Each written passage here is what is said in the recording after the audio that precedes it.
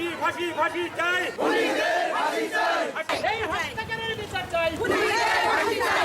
ফরিদপুরের চরভদ্রসন উপজেলার অমরাপুর গ্রামের কৃষক ইউসুফ আলী শেখকে নির্যাতনের পর মুখে বিষ ঢেলে হত্যার ঘটনায় জড়িতদের গ্রেপ্তার ও শাস্তির দাবিতে মানববন্ধন করেছে এলাকাবাসী। সোমবার দুপুরে চরভদ্রসন উপজেলার গাজীটেক ইউনিয়নের গাবতলা মোড়ে এ মানববন্ধন অনুষ্ঠিত হয়। কর্মসূচিতে 2 শতাধিক নারী পুরুষ অংশগ্রহণ করে ব্যানার, ফেস্টুন ও প্লাকার্ড হাতে বিভিন্ন ধরনের স্লোগান দেয়। পরে তারা ফরিদপুর চরভদ্রসন আঞ্চলিক সড়কে বিক্ষোভ মিছিল করে।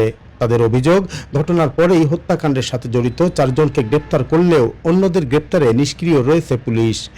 তারা দ্রুত বাকি আসামিদের গ্রেপ্তার করে বিচার নিশ্চিত করার আহ্বান জানান।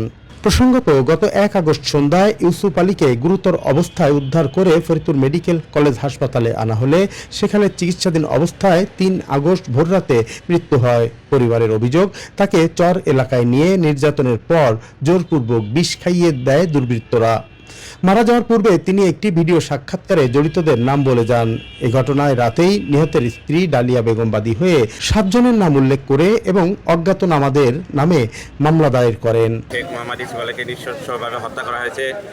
এই হত্যার বিচার যেন করা হয়, প্রশাসন অন্যান্য নীরব না থাকে, প্রকৃত খুনিরা যাতে সঠিক তদন্তের মাধ্যমে তাদের ফাঁসি রায় কার্যকর হয়। এসবরে যারা বিষ পানে হত্যা করছে, বিষ খায়ে হত্যা করছে, আমাদের এই এলাকার লোক আসামি ধরছে প্রশাসন 4 জন। এসবকে যারা হত্যা করছে আমরা খুনিদের ফাঁসি চাই, তাদের দ্রুত ফাঁসি কার্যকর করা হোক। আমরা চাই এই ন্যায় বিচার প্রতিষ্ঠিত হোক, এই খুনিদের বিচার হোক, খুনিদের সঠিক বিচার করে এদেশের মানুষ শান্তি ফিরে আসুক। এদেশে কখনো খুন হয় নাই। আমি চাই এই হত্যাকাণ্ডের সুষ্ঠু তদন্ত করে প্রকৃত খুনিদের দৃষ্টান্তমূলক শাস্তি হয়।